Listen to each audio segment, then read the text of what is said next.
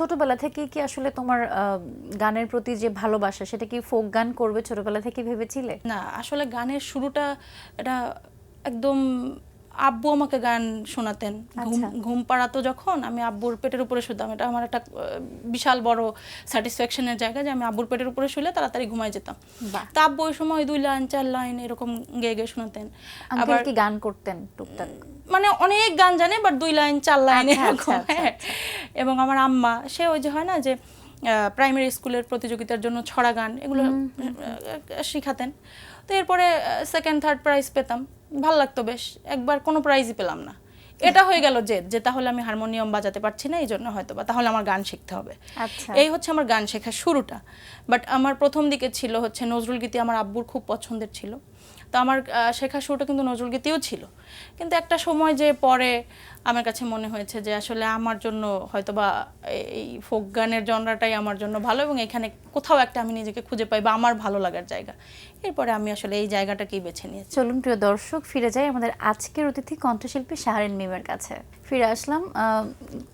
গান বাজনা কাজের ব্যস্ততা কেমন চলছে বলো? কাভার সং তো অনেক করলাম, এবারে এই বছরটা আমি একটু মনোযোগ দিয়েছি মৌলিক গানের প্রতি। আমার প্রায় 17টা মৌলিক গানের কাজ হয়েছে। বেশ কিছু রিলিজ হয়েছে, বেশ কিছু রেকর্ডিং হয়ে গিয়েছে, শুটিং হয়ে গিয়েছে, আবার কিছু কিছু শ্যুট হয়নি। তো এই তো এবার একটু মৌলিক গান নিয়ে ব্যস্ত। সবগুলো গান কি তোমার নিজের ইউটিউব চ্যানেলে আসবে নাকি অন্যান্য? না, ইউটিউব চ্যানেলের জন্য আসবে, বিভিন্ন প্রজেক্টের বা বিভিন্ন চ্যানেল থেকে, বড় বড় যেগুলো ইউটিউব চ্যানেল আছে সেখান থেকেও বেশ কিছু গান আসছে। এই যে ফোক গানের প্রতি ভালোবাসা, ভালো লাগা, ফোক গান ছাড়া কি অন্য কোনো গান আসলে ট্রাই করা হয়? এবারে যে বললাম যে এবারই আমার খুবই পছন্দের একটি গান হয়েছে প্রতীক হাসান ভাইয়ের সাথে। প্রতীক হাসান ভাই যেহেতু দেশের বাইরে, এই জন্য শ্যুট হয়নি, যে গানটির মিউজিক কম্পোজিশনে করেছেন প্রীতম হাসান ভাই।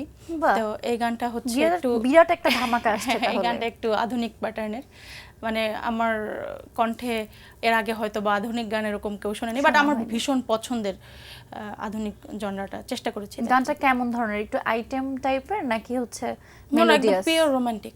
ওকে।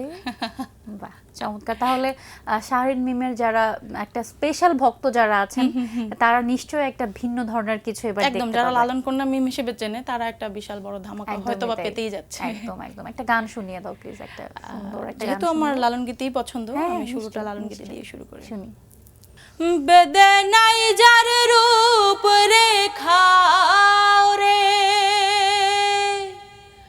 বেদনাই যার রূপ রেখা,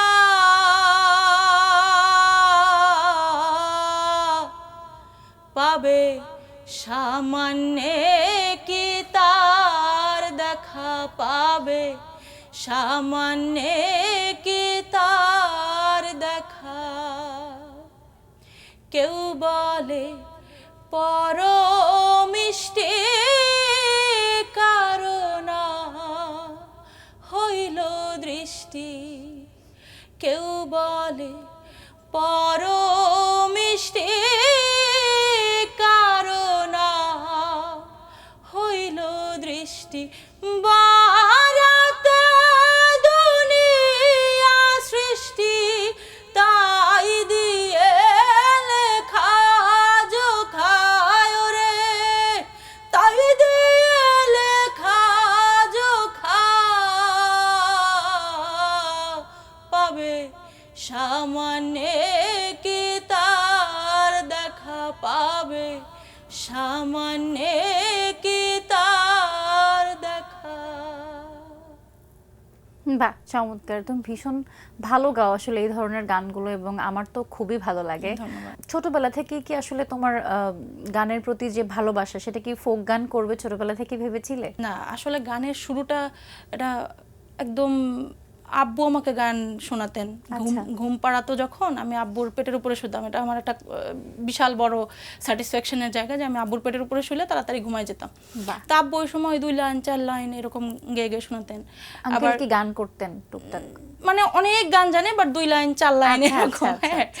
এবং আমার আম্মা, সে ওই যে হয় না যে প্রাইমারি স্কুলের প্রতিযোগিতার জন্য ছড়া গান এগুলো শিখাতেন। তো এরপরে সেকেন্ড থার্ড প্রাইজ পেতাম, ভাল লাগতো বেশ। একবার কোনো প্রাইজই পেলাম না, এটা হয়ে গেল যে তাহলে আমি হারমোনিয়াম বাজাতে পারছি না, এই জন্য হয়তো বা তাহলে আমার গান শিখতে হবে। আচ্ছা। এই হচ্ছে আমার গান শেখার শুরুটা। বাট আমার প্রথম দিকে ছিল হচ্ছে নজরুল গীতি আমার আব্বুর খুব পছন্দের ছিল। তো আমার শেখার শুরুটা কিন্তু নজরুল গীতিও ছিল। কিন্তু একটা সময় যে পরে আমার কাছে মনে হয়েছে যে আসলে আমার জন্য হয়তোবা এই ফোক গানের জনরাটাই আমার জন্য ভালো, এবং এখানে কোথাও একটা আমি নিজেকে খুঁজে পাই বা আমার ভালো লাগার জায়গা। এরপরে আমি আসলে এই জায়গাটাকেই বেছে নিয়েছি। আচ্ছা, আমি আমার একটা নিজস্ব মানে এক্সপিরিয়েন্স বা একটা কিউরিসিটির জায়গা থেকে তোমাকে যে প্রশ্নটা জিজ্ঞেস করবো সেটা হচ্ছে, আমি তোমাকে ফার্স্ট দেখেছি আসলে সোশ্যাল মিডিয়াতে। তুমি হয়তো কোনো একটা রাস্তার পাশে আসলে সবার মাঝে তুমি গান গাইছো, এবং তারপর আমি যখন তোমার পেজ বা আইডি, আমার আসলে মনে নেই, আমি যখন ঢুকলাম তখন আমি দেখলাম যে এরকম অসংখ্য ভিডিও তোমার আছে এবং সেগুলো অনেক অনেক ভিউজ, এবং দর্শকরা অনেক পছন্দ করছে সেই গানগুলো। আসলে ওই ব্যাপারটা যদি বলতে, যে এখনো আসলে ওভাবে সবার মাঝে যে গান গাওয়ার যে ব্যাপারটা সেটা হয় কিনা? এখন দেখি যে সবাই এটা করে। আচ্ছা, এই জন্য আমার এখন আর এটা করতে ভালো লাগে না। হ্যাঁ, আমার কাছে মনে হচ্ছে তোমাকে আমি ওটা ফার্স্ট আমি প্রথম আমার ভার্সিটিতেও আমি প্রথম মেয়ে ছিলাম যে এরকম গান করেছি। আমার ভার্সিটি হচ্ছে ইসলামিক ইউনিভার্সিটি কুষ্টিয়াতে। আচ্ছা। তো আমি যখন প্রথম গান গাই, আমি অনেক থ্রেটও পেয়েছি, এভাবেও বলা হয়েছে আমাকে যে এই মেইন গেটে তোমার হচ্ছে হাত পা ঝুলায় রাখা হবে, এরকমও বলা হয়েছে। তো আমি তো একটু ড্যাম কেয়ার ভাব ছিল আমার সবসময়। তো আমি একটা মেয়ে, আমার ক্যাম্পাসে প্রথম যে এরকম টেবিল চাপড়ায় চাপড়ায় গান করতাম, বা পড়াশোনার ক্লাসের শেষেই আমি চলে যেতাম হচ্ছে গান গাইতে হবে। আচ্ছা। তো আমি যখন প্রথমে ঢাকায় এটা শুরু করলাম, প্রথমে TSC, Rabindra Sarobar, science lab. তোমার সাথে কি তোমার সহযোগী যেত আরো কয়েকজন? আমার সহযোগী বলতে আমি আমার একটা ছোট ভাই আছে, ওর সাথেই গান বেশি করতাম। আচ্ছা। কিন্তু হয় না যে আস্তে আস্তে যেতে যেতে যেতে যেতে অনেক মানুষের সাথে পরিচয়, তো কেউ একজন ঢোল নিয়ে আসলো, কেউ একজন কাহন নিয়ে আসলো, এরকম করে আড্ডা দিতাম আমরা। তো ওই গানগুলো আমার পেজ থেকেই 16টা গান হচ্ছে মানে 3-4 মিলিয়ন করে ক্রস করছে। আমার একটা পেজে ছিল 7.9 মিলিয়ন ভিউ। তো এই যখন আমার আস্তে আস্তে পরিচিতি বাড়তে লাগলো, তখন এটা ভালো লাগলো, নেশা হয়ে গেল, প্রতিদিনই একটা গান করতে হবে, এরকম, হ্যাঁ এরকম করতেই হবে, একটা ব্যাপার ছিল। তো পরে যখন আমি দেখলাম যে আসলে এখন এটা খুব কমন, হ্যাঁ এখন এটা সবাই করছে, আমার কাছে মনে হয় এখন মনে হয় শিল্পী ঘরে ঘরে মানে সবাই গান গাইতে যায়, ভালোও লাগে যে সবাই হয়তো বা কোথাও একটা আমরা আবার যে শেকড়কে আঁকড়ে ধরছি হয়তো বা ভালো লাগে। এই জন্য আমি এখন আর ওই ব্যাপারটায় আসলে যাই না, মিস করি। আর তাছাড়া আমার কাছে মনে হয় জীবনের সাথে সাথে সময়ের সাথে সাথে অনেক কিছু বদলে যায়। সো আমার এখন এটাই ভালো লাগছে যে আমি এখন একটু গুছায়ে কিছু গান হয়তো বা আমার জন্য রেখে যাব, বা আমার ভক্তদের জন্য রেখে যাব। আমরা এখন আরেকটা গান শুনবো, একটা গান শুনতে চাই এখন। আমার বেশ কিছু মৌলিক গান হয়েছে বলেছিলাম, তার মধ্যে আমি আমার খুব পছন্দের একটি মৌলিক গান, গানটির কথা ও সুর রিয়াজ মোরশেদ, আমি চেষ্টা করছি। শুনি। একবার ভাবের হাওয়া ধরা দিলে, একবার ভাবের হাওয়া ধরা দিলে, ভাঙ্গা নাও জানে যায়, ঝড় তুফান যাহাই আসুক নাও ভাসাবো দরিয়ায়। আমি ঝড় তুফান যাহাই আসুক নাও ভাসাবো দরিয়ায়। যে নৌকা পাইয়াছ আজি ভাবকে বানাইল তা, তুমি মূলের ঘরে চাইয়া দেখো, যেইজন বাবা সেই তোমার মাঝিরে জি গাইয়া দেখো, তোমার মাঝিরে জি গাইয়া দেখো, কে বাই ওঠে কার নৌকায়, ঝড় তুফান যাহাই আসুক নাও ভাসাবো দরিয়া। আমি ঝড় তুফান যাহাই আসুক নাও ভাসাবো দরিয়া। বাহ, চমৎকার। ফোক গানের তো আসলে অনেকগুলো ধারা আছে, লালন গীতি বলি বা হাসন রাজার গান বলি, আরো আরো যেসব বিষয়গুলো আছে, পল্লী গীতি, ভাওয়াইয়া। হ্যাঁ, তোমার আসলে পার্সোনালি আসলে কোন গানটা গাইতে বেশি ভালো লাগে? শুরুতে বললাম যে আমি আসলে কমফোর্ট ফিল করি লালন গীতিতে। তুমি কি কুষ্টিয়ার মেয়ে? আমার দাদা বাড়ি কুষ্টিয়াতে, বাট আমার জন্ম বেড়ে ওঠা সবকিছুই বরিশালে। এই যে যদি সমসাময়িক আসলে আরো যারা গান গাইছে, প্রচুর ফোক গান হচ্ছে এখন, এবং আমি যতটুকু আসলে দেখছি যে বিভিন্ন চ্যানেলের লাইভ শোগুলোতে এখন ফোক গানটাকে তারা বেশি প্রায়োরিটি দিচ্ছে, বিকজ অফ কপিরাইটের যে একটা ইস্যুস আছে সেটার জন্য। সো সমসাময়িক যারা গাইছে আসলে তাদের সাথে কি কখনো প্রতিযোগিতা অনুভব করো কিনা? কখনোই না, আমার কাছে এটা ভালো লাগে, হ্যাঁ, যে সবাই সবার জায়গা থেকে খুব একটা সুস্থ কম্পিটিশন আছে, বাট অসুস্থ কম্পিটিশনও আছে। কারো হয়তো বা একটা প্রজেক্ট পাওয়ার কথা না, সে সেটা পেয়ে যাচ্ছে। আবার কারো পাওয়ার কথা, আমার সাথে নিজের সাথেও হয়েছে এরকম যে আমি লিস্ট দেখেছি, লিস্টে আমার নাম আছে, কিন্তু পরবর্তীতে আমি বাদ পড়ে গিয়েছি। কি কারণে বাদ পড়েছি আমি তাও জানি না। হ্যাঁ, তো এখানে একটা ফ্রাস্ট্রেটিং ব্যাপার। বাট আরও একটা সত্য যে সবাই নিজের জায়গা থেকে খুব কাজমুখী হয়ে যাচ্ছে, কাজ করতেই হবে, যে কোনো ভাবেই হোক হচ্ছে আমার খবরে থাকতে হবে, প্রচারে থাকতে হবে। এটা তাই না, পজিটিভ এটা একটা ভালো। ব্যাপার। এবং আমার যেটা হয়, আমার কখনোই না তোমার সাথে কম্পিটিশন হবে না। কেন হবে না? কারণ আমি কিন্তু তোমার গান প্রচুর শুনি। তুমি বলতে আমি সমসাময়িক সবার কথাই বলছি, আমি কিন্তু সবার গান শুনি এবং আমার কম্পিটিশনটা আসে দিন শেষে আমার সাথে। আমি আমার গানও প্রচুর শুনি।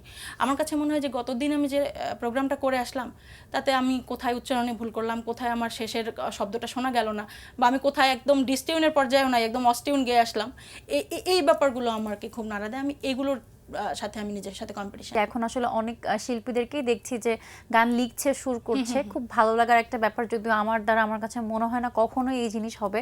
তোমার কি অবস্থা বলো, লেখা সুর বা কম্পোজের দিকে আসলে কতটুকু ইচ্ছা? আমার কাছে মনে হয় মানুষ কিভাবে আসলে লেখে। আমার হাজবেন্ড অনেক কঠিন একটা একদম, ব্যাপার। আমার হাজবেন্ডের যে লাস্ট দিকে গানটা আমি গাইলাম, এটার কথা এবং সুর তার, ও যখন লেখে তখন আমি দেখি যে ও যতক্ষণ না পর্যন্ত শেষ করতে পারে ততক্ষণ পর্যন্ত আর কোনো কিছুর প্রতি ওর কনসেন্ট্রেশন নাই। আচ্ছা, তো আমি শুধুমাত্র ভাবি যে এইরকম তো এক নাগারে বসে থাকাও আমার পক্ষে সম্ভব না, কারণ আমি জীবনে কোনোদিন একটা মুভি এক বসায় দেখে উঠতে পারিনি।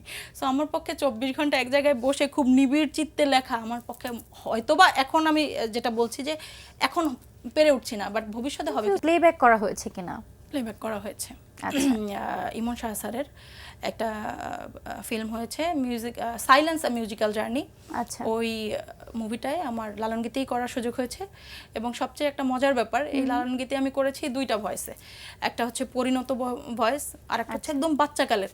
তো ওটা আমার বেশ ইন্টারেস্টিং লেগেছে যে আমার ভিতর থেকে এটাও এসেছে। এটা আমার খুব, যেহেতু রিসেন্টলি আসলে দুটো ঈদ পার করলাম, সামনে তেমন কোনো ওকেশন যদিও নেই, তারপরেও তো আসলে শিল্পীদের আসলে ব্যস্ততার শেষ নেই। স্টেজ শো আসছে সামনে, আমাদের সিজন ইজ কামিং, ওইটার আসলে প্রিপারেশন কেমন বলো? আমি স্টেজের জন্য না মুখিয়ে থাকি একদম, কারণ আমার কাছে এটা আর একটা ব্লেসিং লাগে, জানো। কারণ আমার কাছে মনে হয় এই মানুষগুলো কেউ আমাকে কোনোদিন দেখে নাই, শুধুমাত্র গান শুনে এরা এত ভালোবাসে। একদম সব শিল্পীদের জন্য আসলে অন্যরকম ছোট একটা অন্যরকম এবং ভালোবাসা। আমি দেখেছি যে হয় না যে আমার গানের সময় প্ল্যাকার্ড নিয়ে এরকম দাঁড়ায় থাকে, এটা আমার জন্য একটা বিশাল বড় প্রাপ্তি, কারণ আমি নিজে দাঁড়িয়ে থেকেছি চিরকুটের গানের সময় এরকম। তো কেউ একটা ভক্ত আমার জন্য এরকম দাঁড়িয়ে আছে, বা আমি এই যে ইন্টারভিউতে বলে যাই যে আমি মিষ্টি খেতে পছন্দ করি, কেউ একজন মিষ্টি নিয়ে চলে আসে। হ্যাঁ, বা আমার এরকম কিন্তু প্রচুর ব্যাপার হয় যে আমি প্রোগ্রামে গিয়েছি, তো আমি বলি যে আমি মাছ খাই, আমি মাংস খাই না।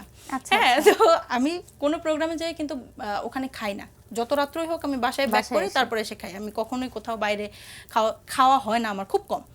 তো তারপর তারা এরকম ছোট ছোট মাছ, হ্যাঁ, মিষ্টি এগুলো নিয়ে আসে, যে আপনি তো এগুলো ইন্টারভিউতে বলেছিলেন। দর্শক এবং ভক্ত আসলে যারা আছেন সবসময় আমাদের জন্য ব্লেসিং, বিকজ অফ আমরা আসলে শুধুমাত্র তাদের জন্যই কাজ করি, তাদের জন্যই গান গাই, তাদের জন্যই কথা বলি। আর তার চেয়ে বড় ব্যাপারে যে চ্যানেলে যেটা হয় যে সবকিছু একটা বাউন্ডারির মধ্যে থাকতে হয়, আর ওইখানে যেহেতু আসলে দর্শক আর শিল্পের মধ্যে বাউন্ডারিটা থাকে না, আমার কাছে একদম লাইভ আমি দেখতে পাচ্ছি, এই ব্যাপারটা সুন্দর লাগে। আমরা একদম শেষ প্রান্তে চলে এসেছি আপু, আমরা তোমার কণ্ঠে একটা গান শুনবো, তবে তার আগে আমি দর্শকদের কাছ থেকে বিদায় নিয়ে আসি। প্রিয় দর্শক, এতক্ষণ কথা হচ্ছিল অতিথির সঙ্গে, এবার সময় হলো বিদায় নেবার। আমাদের অনুষ্ঠান সম্পর্কে আপনার যে কোনো মতামত ও পরামর্শ জানাতে লিখুন এই ঠিকানায়। প্রযোজক দিন প্রতিদিন, Bangla vision, Noor tower 110, Bir Uttom CR Dutta road, Dhaka 1205। Phone 96320303 থেকে 4 পর্যন্ত। আমাদের ইমেল অ্যাড্রেস dinprotidin@banglavision.tv। দার্শনিক ফ্রিডরিক ফিলিপের একটি উক্তি বলে বিদায় নেব আজ। তিনি বলেছেন, সজ্ঞানে আত্মমর্যাদা বিকিয়ে দেওয়ার মতো ঘৃণ্য কাজ আর নাই। দর্শক, আপনারা ভালো থাকুন, সুন্দর থাকুন। আজ সারাটা দিন সবার জন্য শুভ ও কল্যাণময় হোক। এবারে গান। দর্শকদের জন্য আমার একটাই কথা, যেভাবে আপনারা আমাকে বরাবর সাপোর্ট করে এসেছেন সেভাবেই সাপোর্ট করবেন, কারণ আপনাদের জন্যই আমি আজকের মিম। আর সব সময় শুদ্ধ গানের সাথে থাকবেন, ভালো গানের সাথে থাকবেন। কোন গানটা শুনছি আমরা? এই গানটি এখন পর্যন্ত রিলিজ হয় নাই, একটা বেসরকারি চ্যানেলের জন্য করা হয়েছে। গানটির কথা সুর শ্রদ্ধেয় মান্নান মোহাম্মদ স্যার এবং মিউজিক কম্পোজিশনে আছেন সানি ভাইয়া। আমি মৌলিক গান সেটা দিয়ে নিশ্চয়ই শুনি আমরা। মানুষ যা চায় বন্ধু বলো কি তা পায়, তাই হয়েছে বন্ধু বুঝি আমারও বেলায়। মানুষ যা চায় বন্ধু বলো কি তা